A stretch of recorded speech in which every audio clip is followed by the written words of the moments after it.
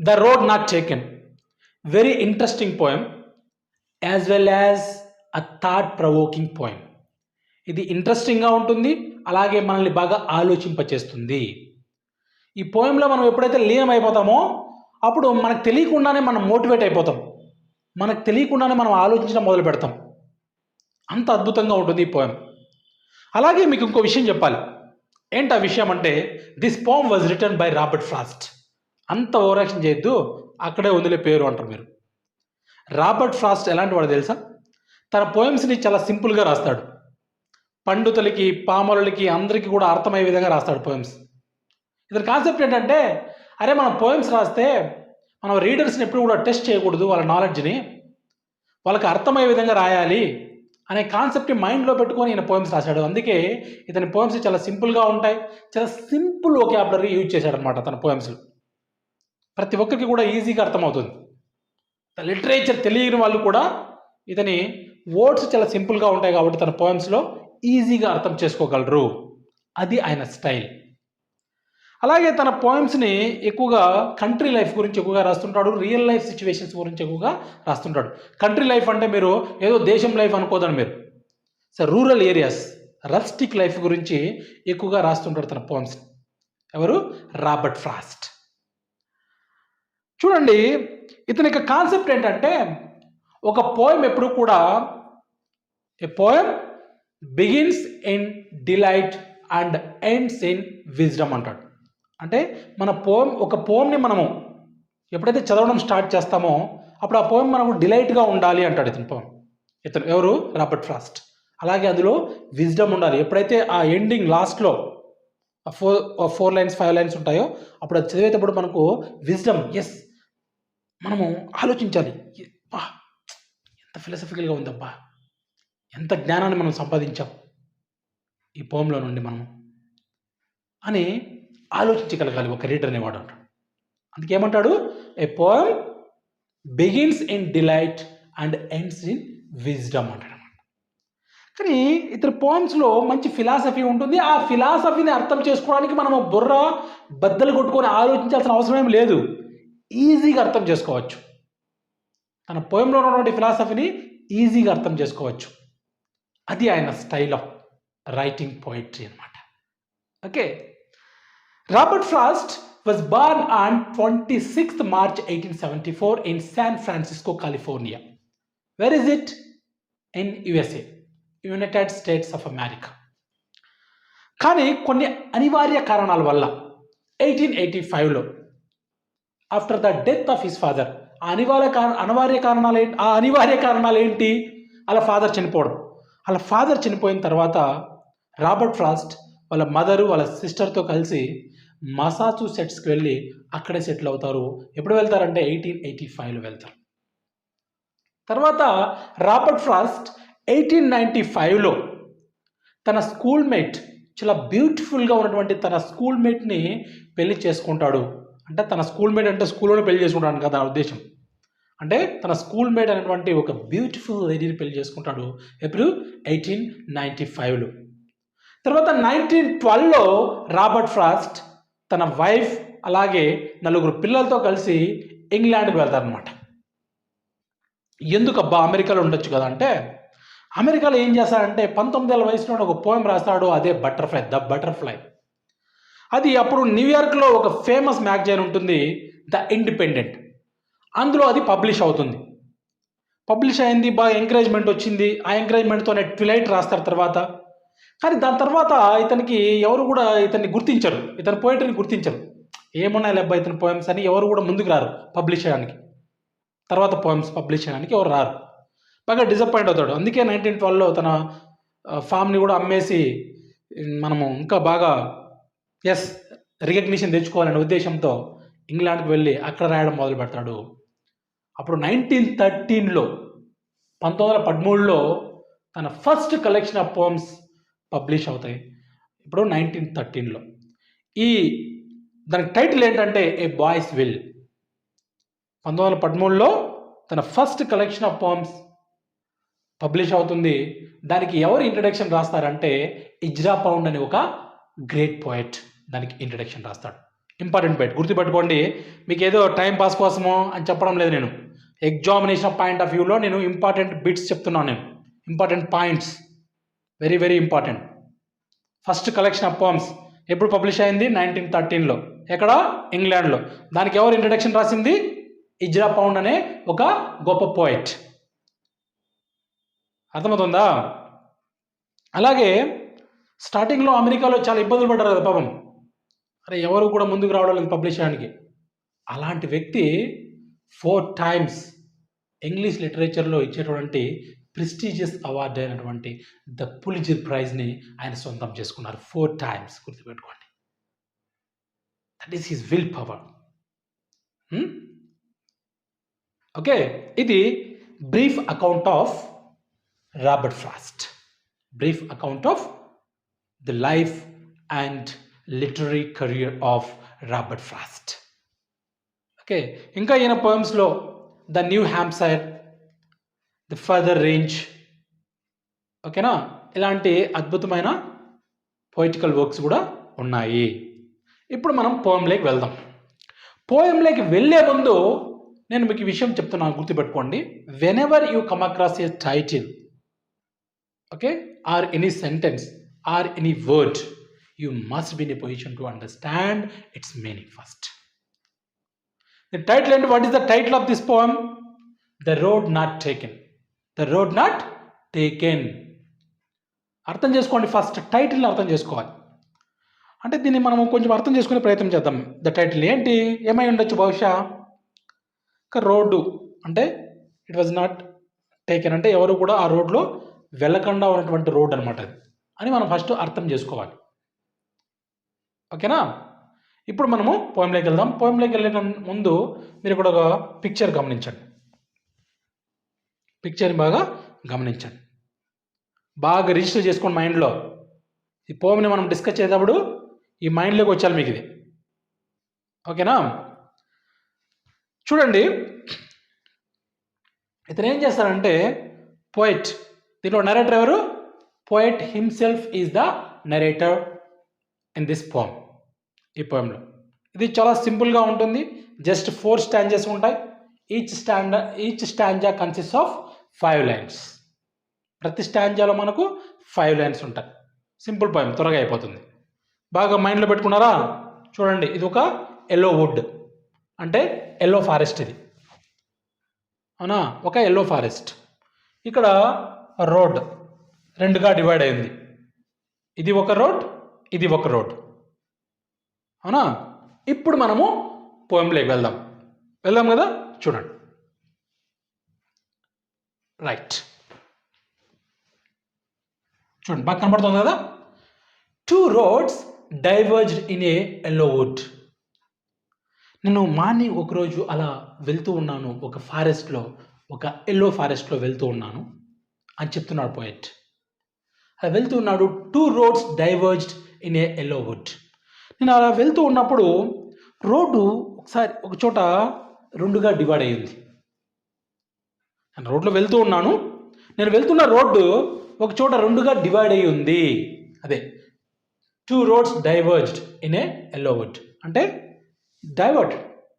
Divide అయి ఉన్నాయి అనమాట. డైవర్జ్ మీన్స్ డివైడ్ అయి ఉన్నాయి అంటే ఒక రోడ్డు 2గా డివైడ్ అయ్యింది అక్కడ. And sorry I could not travel both. Sorry అండి, నేను 2 రోడ్లో ప్రయాణించలేను. ఎందుకంటే అండ్ బీ వన్ ట్రావెలర్, నేను ఒక్కనే కదా, నేను ఒకేసారి 2 రోడ్లో ఇలా నేను ఎలాగ ట్రావెల్ చేయగలను? నేను అలా రోజు మార్నింగ్ అలా ఒక ఎల్లో వుడ్ అంటే ఎల్లో ఫారెస్ట్ నడుచుకుంటూ వెళ్తున్నాను, ఫారెస్ట్ గుండా నేను నడుచుకుంటూ వెళ్తున్నాను. ఒక చోట నేను వెళ్తున్న రోడ్డు 2గా డివైడ్ అయ్యి ఉంది.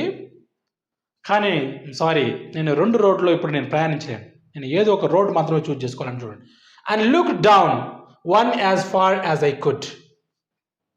And look down one as far as I could అని ఏం చెప్పాడు? అండ్ బీ వన్ ట్రావెలర్, నేను ఒకనే 2 రోడ్లో నేను ట్రావెల్ చేయలేను.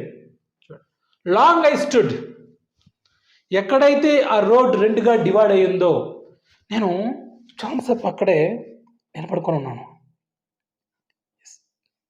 2గా డివైడ్ అయింది, ఇటు వెళ్ళాలన్నా ఇటు వెళ్ళాలన్నా. టు వేర్ ఇటు చూడండి. I stood and look down one as far as I could. చూశాను, ఒక రోడ్డు వైపు చూశాను నేను. అంటే రోడ్డు నాకు ఎంతవరకు కనపడుతుందో అంతవరకు చూశాను, బాగా అబ్జర్వ్ చేశాను, బాగా రోడ్డు. ఎవరు చెప్తున్నారు ఈ విషయాన్ని? పోయెట్ చెప్తున్నాడు. One as far as I could to where it bent in the undergrowth. Undergrowth అంటే బాగా గమనించండి. ఇప్పుడు మనం ఒక రోడ్డు ఉంది, ఆ రోడ్ అంతా కనపడుతుంది, ఎంత దూరం వెళ్తే అంత దూరం. ఒక చోట కనుమరి అయిపోతుంది కదా మనకు road, that is called under growth. అర్థమైంది? ఇది ఫస్ట్ స్టాంజ్ అర్థమైంది కదా? ఓకే, నెక్స్ట్ స్టాంజ్కి వెళ్దాం మనం ఇప్పుడు. చూడు, అంత సింపుల్గా ఉంటుంది పోయి మీద. Then took the other. First రోడ్ని నేను బాగా గమనించాను కదా, అలాగే నెక్స్ట్ రోడ్ కూడా ఫస్ట్ రోడ్ని ఎంత బాగా అయితే క్లియర్గా అబ్జర్వ్ చేశాను, ఎంత బాగా దాన్ని బాగా నేను అర్థం చేసుకున్నాను అంటే చూసి దాన్ని గమనించాను. అలాగే సెకండ్ రోడ్ను కూడా నేను అంతే తీక్షణంగా బాగా చూశాను, నేను అబ్జర్వ్ చేశాను. ఏంటి ఇప్పుడు ఏ రోడ్లోకి వెళ్ళాలి అర్థం కాలేదు కదా, అందుకని. Then took the other as just as fair. అంటే ఫస్ట్ రోడ్ని ఎంత బాగా అబ్జర్వ్ చేశానో సెకండ్ రోడ్ కూడా నేను అంతే బాగా అబ్జర్వ్ చేశాను. Okay. And having perhaps the better claim. Okay, ఎందుకంటే ఆలోచించాలి కదా, ఫస్ట్ మనం ఎంత బాగా ఆలోచిస్తామో అప్పుడు ఈ రోడ్లకు వెళ్ళాలా ఈ రోడ్డుకి వెళ్ళాలా ఒక డెసిషన్ తీసుకోవచ్చు, క్లెయిమ్ చేసుకోవచ్చు, నేను ఇట్లా వెళ్ళాలి, బెటర్గా క్లెయిమ్ చేసుకోవచ్చు మనం అప్పుడు. అవునా? ఏంటి ఇప్పుడు జీవితంలో నువ్వు ఒక డెసిషన్ తీసుకోవాలనుకున్నప్పుడు నీ ముందర చాలా ఆప్షన్స్ ఉంటాయి, చాలా ఆప్షన్, ఒక 2 ఆప్షన్లు ఉన్నాయి అనుకోండి, నువ్వు బాగా ఆలోచించాలి. టకానా ఒక ఆప్షన్ నువ్వు చూస్ చేసుకోకూడదు, బాగా ఆలోచించాలి.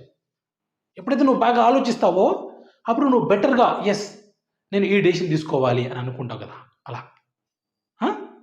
Right.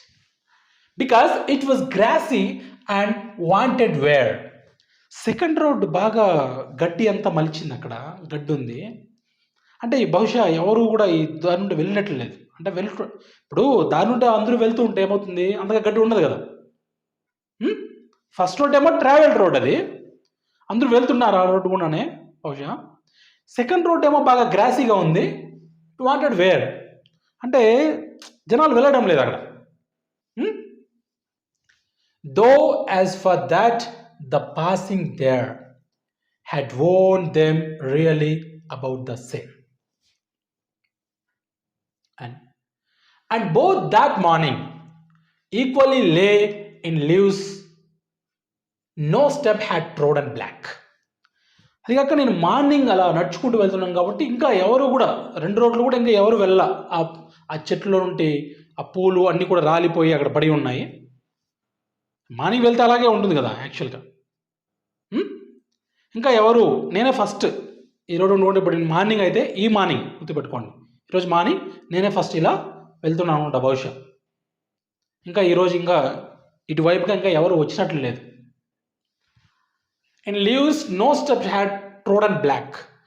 Oh, I kept the first for another day. ఇక్కడ నేనేం చేశానంటే బాగా ఆలోచించాను, చాలాసేపు అక్కడ ఆగాను నేను.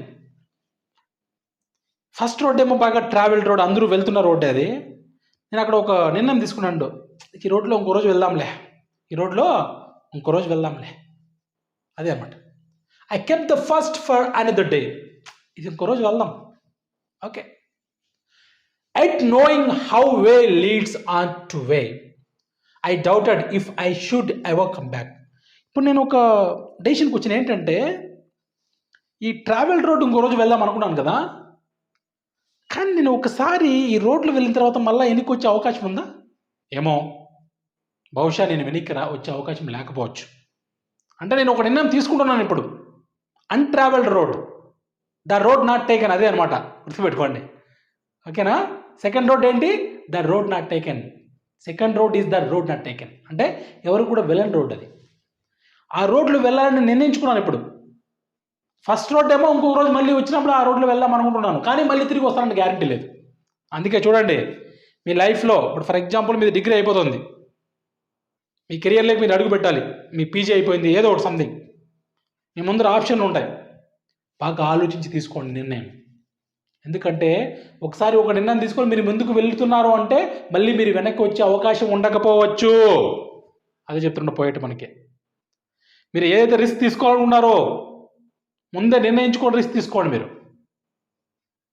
ఓకేనా, ఆలోచించుకోండి. కానీ ఇక్కడ పోయిట్ ఫస్ట్ రోడ్ ఎందుకు తీసుకోలేదంటే ఇది అందరూ వెళ్తున్నారు కదా, ఏంటి కొత్తగా ఇదని తెలుసుకుందాం మనం ఈ రోడ్లో వెళ్ళి అని అతని ఉద్దేశం.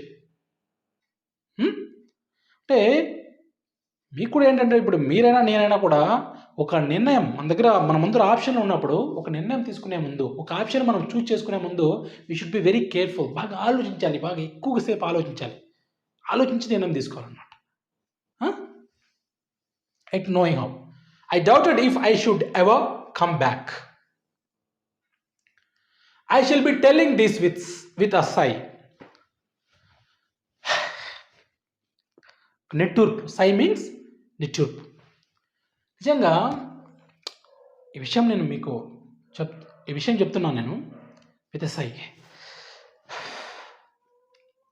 Okay, somewhere ages and ages hence. ఈ రోడ్డు ఏమి నిన్న మొన్న వేసింది ఏం కాదు, ఇది ఎప్పుడో చాలా రోజుల క్రితం, చాలా సంవత్సరాల క్రితం ఇది ఇక్కడ ఈ రోడ్డు రెండుగా డివైడ్ అయింది. చాలా ఏజెస్ అండ్ ఏజెస్, చాలా సంవత్సరాల క్రితం, చాలా యుగాల క్రితం ఇది. ఇప్పుడు మనకు ఆప్షన్స్ ఉన్నాయి, ఈ రోడ్డా ఆ రోడ్డా, ఆ డెసిషన్ మనం తీసుకోవాలి, గుర్తుపెట్టుకోండి. That's important. Two roads diverged in a wood. Wood means forest. And I. ఇప్పుడు ఇక్కడ రెండుగా డివైడ్ అయి ఉన్నాయి.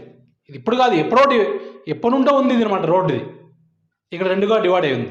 ఎప్పటి నుండో, బహుశా చాలా సంవత్సరాల క్రితం అయి ఉండొచ్చు. Two roads diverged in a wood and నేను హ్యావ్ టు టేక్ ఒక రోడ్ నేను చూజ్ చేసుకోవాలి. ఇప్పుడు నేను I have to take one road. Travel రోడ్డా, అన్ట్రావెల్ రోడ్డా, టేకెన్ రోడ్డా, నాట్ టేకెన్ రోడ్డా, అదే ద రోడ్ నాట్ టేకెన్, గుర్తుపెట్టుకోండి. ఓకేనా, the title of the poem. I took the one less travelled by.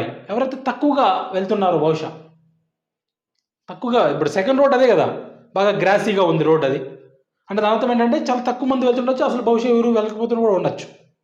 చాలా తక్కువ మంది వెళ్తున్న రోడ్డు, బహుశా చాలా తక్కువ, రేర్ కనపడుతుంది ఆ రోడ్డే మనకి. ఇప్పుడు మనం కూడా అంతే, ఒక రోడ్డు వెళ్తున్నప్పుడు అక్కడ బాగా గడ్డి అంతా ఉండింది అనుకో, రే ఇట్లా ఇక్కడ ఎవరు వెళ్ళట్లేదు ఇదా అని అనిపిస్తుంది కదా మనకి. అలా I took the one less travelled by and that has made all the difference. అదే ఇక్కడ డిఫరెన్స్ తీసుకొచ్చింది, గుర్తుపెట్టుకోండి. అంటే ఏంటి ఇక్కడ, అందరూ వెళ్ళేదాలో నేను వెళ్ళాలన్నా? No, I have to find something new. ఇక్కడ ఏంది తెలుసుకుందాం. కానీ ఈ రోడ్డు మళ్ళీ వెళ్దామని ఇంకోసారి వెళ్దామని అనుకున్నాను, కానీ మళ్ళీ ఇక్కడ వెళ్తే మళ్ళీ నేను తిరిగి వస్తానని చెప్పలేను.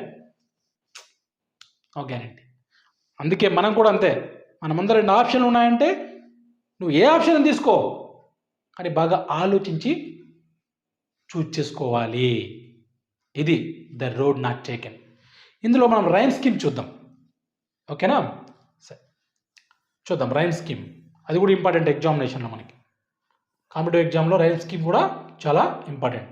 ఇందులో మనకి 4 స్టాంజెస్ ఉన్నాయి. ప్రతి స్టాంజాలో కూడా మనకి ఎన్ని లైన్స్ ఉన్నాయి చెప్పండి? 1 2 3 4 5. ఫస్ట్ ఇది, 1 second please wait a moment. Right, ఇది ఏ రైమ్ స్కీమ్, ఇది చూడండి, గుర్తుపెట్టుకోండి. ఇది బి. బట్ ఇక్కడ రైమింగ్ ఏమొస్తుంది, ఇక్కడ డా సౌండ్, రైట్. ఇక్కడ ఇదే సౌండ్ వస్తుందా రైమింగ్లో? లేదు. ఇదే రైమింగ్ వస్తుందా? లేదు, మారింది కాబట్టి ఇక్కడ బి. తర్వాత దీనికి సింక్ అవుతుంది చూడండి, సేమ్ రైమింగ్ కాబట్టి ఇక్కడ మళ్ళా ఏ. ఓకే, తర్వాత ఇక్కడ మళ్ళీ చూడండి, అవునా, సేమ్ రైమింగ్ కదా, కాబట్టి ఇక్కడ కూడా రైమ్ స్కీమ్ ఏ.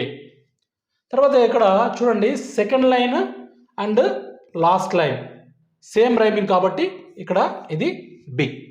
అంటే ఫస్ట్ స్టాంజాలో ఏం రైమ్ స్కీమ్ ఉంది? A B A A B. ఇది ఫస్ట్ స్టాంజా. నెక్స్ట్ సెకండ్ స్టాంజాకి వెళ్దాం. సెకండ్ స్టాంజాలో మీరు చూసినట్లయితే ఇప్పుడు ఏబి అయిపోయింది, సిడి చూద్దాం. ఇప్పుడు సితో స్టార్ట్ చేద్దాం. ఇది సి, అవునా? చూడండి, ఫేడ్. ఇది కాదు కదా. ఇప్పుడు ఏమన్నా ఈ రైమింగ్తో ఇది సింక్ అవుతుందా? లేదు. అంటే దీని రైమింగ్ వేరు, ఇది క్లెయిమ్. ఇప్పుడు ఇది డి. నెక్స్ట్ చూడండి, first line and third line same, and fourth line కూడా సేమ్. కాబట్టి ఇది కూడా సి, ఇది కూడా సి, రైమ్ స్కీమ్. నెక్స్ట్ ఇది క్లెయిమ్ సేమ్, కాబట్టి డి. అంటే సెకండ్ స్టాంజ్ యొక్క రైమ్ స్కీమ్ ఏంటి? C D C C D. ఓకేనా? అయిపోయింది సెకండ్. ఇప్పుడు థర్డ్ స్టాంజాలోకి వెళ్దాం మనం. దీని రైమ్ స్కీమ్ ఏంటో చూద్దాం. బాగా గమనించండి. లే, డే, వే. తర్వాత బ్లాక్, బ్యాక్. ఈ మూడు first, third, fourth same rhyming. తర్వాత second and fifth same rhyming. ఇప్పుడు మనకు ఏబి అయిపోయింది, సిడి అయిపోయింది, ఏబిసిడి అయిపోయింది. దీని తర్వాత ఈఎఫ్ చూద్దాం. ఇది ఈ, అవునా? ఇది ఎఫ్, తర్వాత ఈఎఫ్. అంటే థర్డ్ స్టాంజ్ యొక్క రైమ్ స్కీమ్ ఏంటంటే ఈఎఫ్ అంటే ఈఎఫ్. ఇది third stanza rhyme scheme. Next last stanza చూద్దాం. లాస్ట్ స్టాంజాలో మీరు రైమ్ స్కీమ్ చూడండి. సై, ఐ లాస్ట్లో కదా, ఓకేనా? సై, ఐ, బై. ఇవి సేమ్ రైమింగ్ ఉందన్నమాట. Second one and last one ఇది ఏమవుతుంది? సేమ్ రైమ్ స్కీమ్ అవుతుంది. అంటే సేమ్ రైమింగ్ వస్తుంది కదా ఇక్కడ. ఇప్పుడు మనం ఏం చేద్దాం అంటే సేమ్ రైమింగ్ వస్తుంది, అర్థం చేసుకోండి. ఫస్ట్ ఏబి అయిపోయింది ఫస్ట్ స్టాంజా, తర్వాత సెకండ్ స్టాంజా సిడి అయిపోయింది, థర్డ్ స్టాంజా ఈఎఫ్ అయిపోయింది, అవునా? ఇప్పుడు జిహెచ్ చూద్దాం. ఇప్పుడు ఇది జి, అవునా? తర్వాత ఇక్కడ జి, ఓకేనా? జి అండ్ తర్వాత ఇది జి, ఇది హెచ్, ఇది హెచ్. అంటే ఫోర్త్ స్టాంజ్ యొక్క రైమ్ స్కీమ్ ఏంటంటే జిహెచ్ జీజీహెచ్. ఇవి ఎగ్జామ్లో అడుగుతారనమాట.